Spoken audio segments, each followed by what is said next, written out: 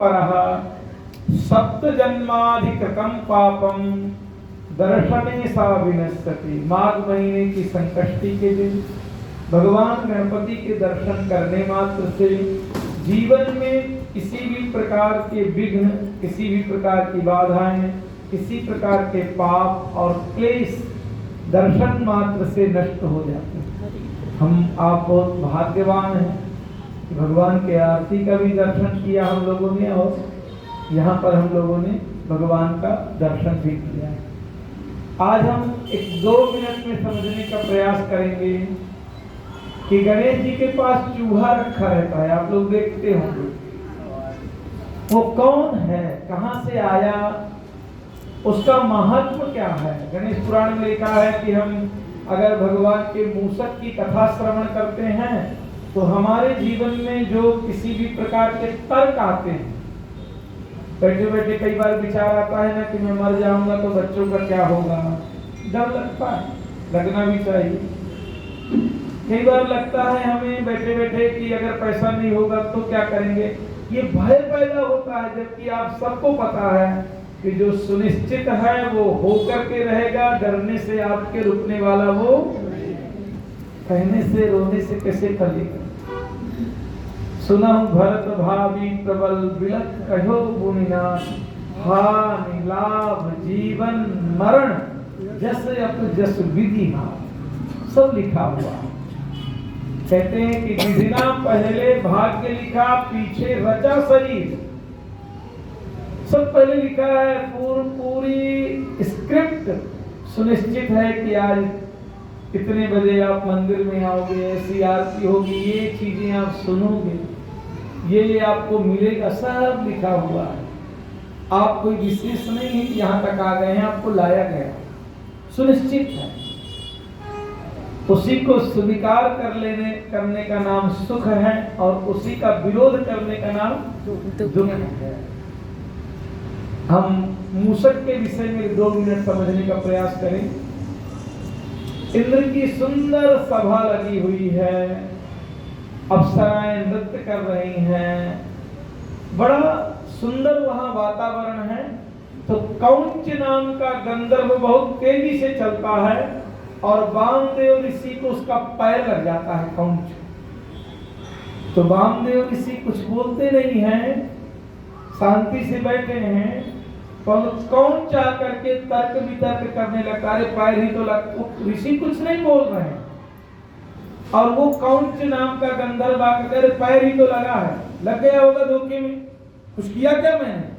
तो मुस्कुरा करके ऋषि ने कहा कि मैंने कुछ कहा भी नहीं आपसे, आप क्यों बार बार डिस्टर्ब कर रहे हैं। ठीक है, दिस टाइम क्यों, आप भी अपने रास्ते से जाओ, हो गया, कोई बात नहीं। बार बार आकर के वो वामदेव ऋषि का अपमान करता है, बहुत सारी बातें बोलता है। क्रोध में आकर के ऋषि बोलते हैं कि बार बार तर्क और कुतर्क कर रहे हो, इसलिए तुम मूषक बन जाओ। ऋषि का बोलना ही था कि इसको मूषक की योनि प्राप्त हुई। रो करके कौंच को बाद में महसूस हो कि मैंने गलती कर दी, तो रो करके बोला कि महाराज आपने इतना बड़ा श्राप दे दिया। तो ऋषि बहुत दयालु थे, जो सत्पुरुष हैं संसार में बहुत दयालु होते हैं। उन्होंने कहा चिंता मत कर, श्राप तो दिया है, और जिस रूप में तुझे श्राप दिया है उसी रूप में पूरे संसार में तेरी पूजा होने लगी। संसार में जो प्रथम पूजित है भगवान गणेश जी, उनका तू वाहन बनेगा, और तेरी कीर्ति, तेरी महिमा होगी। इसलिए हम लोग कभी जाते हैं ना, किसी भी मंदिर में जाते हैं तो पहले वाहन की पूजा करते हैं, नंदी की पहले पूजा करते हैं, बाद में भगवान भोलेनाथ के पास जाते हैं।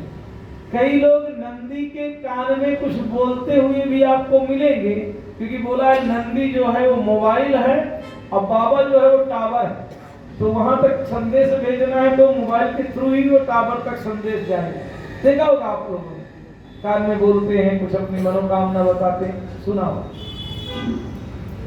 ऋषि ने तो श्राप दे दिया था कि चूहा बन करके, मूषक बन करके गिरा तो इतना विकराल था कि पहाड़ जैसा इसका शरीर, और पराशर ऋषि के यहाँ जैसे गिरा तो पराशर महाराज के आश्रम को तहस नहस कर दिया।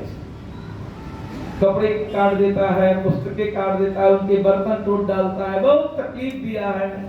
महाराज पराशर ने कहा कि मैं कहाँ जाऊं, आश्रम छोड़ करके जाऊं तो कहाँ जाऊं, क्या मैं अपना शरीर ही त्याग दूं, मुझको आत्महत्या करने लेना चाहिए। फिर पराशर ऋषि ने जो बातें कही हैं बहुत ध्यान देने जैसी हैं। उन्होंने कहा है कि मेरे मन में जो आत्महत्या का विचार आया है ये भी किसी पाप के कारण आया है। सत्पुरुष ऐसा विचार नहीं करते हैं। परमात्मा ने शरीर दिया है इसलिए अधिकार भी परमात्मा का है इसको लेने का। मेरा कोई अधिकार नहीं है कि इसमें शरीर को नष्ट कर। ये आप सबके लिए संकेत है। कभी हर व्यक्ति के सामने एक परिस्थिति आती है जब वो विचार करता है कि मैं अब जीवन से हार गया और इस शरीर को मैं नष्ट, सबके सामने जितने खड़े सबके सामने एक बार आई है या आगे भी जीवन में आएगी, ये परिस्थिति आएगी। परंतु पुराण कहता है कि ऐसा विचार भी मन में आ जाए किसी के आत्महत्या का तो 3 बार प्रभु नाम स्मरण करना, प्रयाश्चित करना कि हे प्रभु हे ईश्वर ये विचार दुर्विचार कैसे आए। क्योंकि आत्महत्या करना बहुत आसान है, मरना बहुत मुश्किल नहीं है साहब। रस्सी में लेटो, ट्रेन के नीचे घुस जाओ, बहुत मुश्किल नहीं है। परंतु मरने के बाद ऋषि कह रहा है कि 100 वर्ष तक प्रेत योनि प्राप्त होती है और प्रेत योनि का जो भोजन है वो मलमूत्र है और प्रेत का मुख जो है सुई के नोक के बराबर होता है, पेट उसका गधे के जैसे होता है। भूख तो बहुत लगती है परंतु कुछ खा पी सकता नहीं। कोई नहीं चाहेगा कि हमें प्रेत योनि मिले। आसान है, मरना बहुत मुश्किल नहीं है साहब, बहुत आसान है। बाद में क्या होगा उसका विचार करके ऋषि कहता है कि संसार में आत्महत्या बहुत भयंकर पाप है, दुख है। वो तो मेरा विचार आया है, मैं प्रायश्चित करता हूँ। ऋषि एक और शब्द कहता है कि ये जो संसार है ये एक प्रकार से अतिथि ग्रह है। ये पूरा संसार भगवान का घर है। क्या है? भगवान का घर। बहुत अच्छे से समझिएगा। जहाँ हम आप रह रहे हैं सब मेहमान नवाजी में आए हुए हैं। ये है घर हमारा नहीं है। हम अभी आए हैं, कुछ दिनों पहले आए हैं, कुछ दिनों के बाद चले जाएंगे। और ये संसार पहले भी था, अभी भी है, बाद में रहेगा। बहुत सारे मुसाफिर आते हैं और चले जाते हैं। यहाँ कोई टिकता नहीं है। कितने लोग गए हैं और यहाँ जाना ही इस धरती का सौंदर्य है। कल्पना करिए कि आपके दादा परदादा नहीं गए होते तो यहाँ खड़े रहते आप। अभी देखिए ना कुंभ मेला में पैर रखने की जगह नहीं है, सब जा रहे हैं, ऊपर जा रहे हैं, नीचे जा रहे हैं। कितनी परिस्थितियां खराब है, जनसंख्या है, लोग गए हैं इसलिए आप यहाँ खड़े हैं। अगर लोग नहीं गए होते तो यहाँ होते नहीं। फिर आप बचने का प्रयास क्यों कर रहे हो? तो मुसाफिर खाना है साहब। और जब कहीं कभी किसी के घर में गेस्ट बन के जाओ तो 3 चीजें मत करना। आप जिसके घर में गए उसी की बुराई करना प्रारंभ कर दिया। ओ तेरा सोफा अच्छा नहीं है, तेरा डाइनिंग टेबल का कुर्सी है। अरे क्या मतलब है, तुम गए हो ना। हम लोग यही कर रहे हैं। धूप निकल आई, पानी क्यों बरसता है, ये क्यों होता है, वो क्यों होता है। कितना बुराई करते हैं हम यहाँ। बुराई नहीं करना है। दूसरा, जिसके यहाँ गेस्ट हो उसके किसी भी सामान को अपना नहीं मानना साहब जी। क्योंकि उसका अपना मानोगे तो आप क्या करने जाते जाते तकिया डाल लोगे अपने सूटकेस में। बाद में दोबारा जब कभी फोन करोगे तो ये कमरा खाली ही नहीं है, मेरे यहाँ दूसरे रिश्तेदार आए हैं। ऐसा मत करो सर। तीसरा, जहां पर रह रहे हो कम से कम वहां गंदगी तो मत करो। हम जहां रह रहे हैं वहां ही गंदगी बचा के इससे लड़ाई, उससे लड़ाई, इससे द्वेष भावना। एक्चुअल हमें रहना नहीं आता है। नहीं तो मेहमान नवाजी के जैसा मजा दुनिया में कहीं नहीं। सुबह चाय आ गई, दोपहर में भोजन आ गया, बेडशीट बढ़िया धुली हुई और बढ़िया से बढ़िया कमरा आदमी देता है अपने रिश्तेदारों को। रहना आ जाए तो साहब ये संसार मौज है आपके लिए।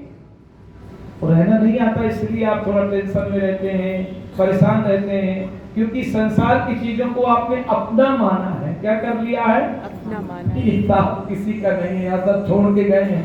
खूब बचपन से सुनते आए हो कि नंगे आए हो नंगे जाओगे। पराशर ऋषि ने कहा कि ये विचार भी गलत था मेरा, अब मैं क्या करूं? तो पराशर ऋषि ने मन में विचार किया कि संसार में विघ्न को दूर करने के लिए एक ही भगवान है, विघ्न विनाशक भगवान गणपति। में उनका ध्यान करता हूं, उनकी आराधना करता हूं। और जैसे आराधना करना प्रारंभ करते हैं तो गणपति बप्पा मोरिया। प्रकट हो जाते हैं। पूछते हैं पराशर जी को, क्या चाहिए आपको? उन्होंने कहा, महाराज पहले तो आप मुझको क्षमा करिएगा, मेरे आज मन में विचार आया था कि मैं आत्महत्या कर लूं। संसार का सबसे बड़ा पाप है, उसके लिए मुझे क्षमा करिए। दूसरा, महाराज ये चूहा देखिए ना आप। बोले किधर है? बोले देखिए यहाँ होल करके वो चला गया, और वो इतना भयंकर चूहा है कि वो सीधे निकल गया था पाताल लोक। अब महाराज गणेश जी ने बहुत प्रयोग किया, रस्सी फेंका, ये उतनी दूर रस्सी न जाए। तब भगवान गणेश जी की जो सूंड है वो फ्लेक्सिबल है, वो जितनी चाहे उतनी बढ़ सकती है। तो खड्ड से सूंड को आगे बढ़ाया भगवान गणेश जी ने, और पाताल लोक से चूहा को पकड़ के बाहर निकाल के ले आए। चूहे, वो तो गंधर्व था, श्रापित था, चूहा भी निकल के मूसक आया, सामने खड़ा हो गया। बोला, आपका पराक्रम बहुत अच्छा है गणेश जी, इसलिए आप कुछ वरदान हमसे मांग लीजिए। ये बहुत बड़ी समस्या है, व्यक्ति के अंदर जो अहंकार है ना, वो कभी झुकना नहीं चाहता था। कई लोग हैं, कितना भी कुछ करो आप, कितना भी कुछ करो, अच्छाई करो, बुराई करो, सब हार जाएंगे साहब। वो कहते हैं ना कि रस्सी तो जल गई, कौन ऐंठ नहीं जाती। भिखारी से भिखारी हो जाते तो भी उनका अहंकार, ईगो, दूसरे का अपमान करना, बेइज्जती करना कई लोगों के दिमाग से जाता नहीं।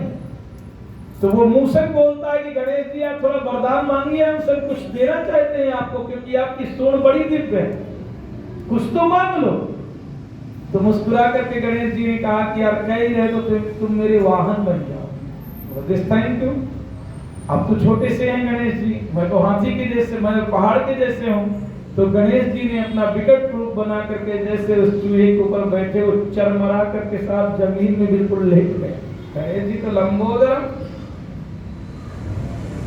जब दम घुटने लगा तो रोने लगा, तो गणेश जी ने कहा, चिंता मत करो, तुम मेरे वाहन बने हो। अब मैं बिल्कुल हल्का सा हल्का, अणो अड़ियान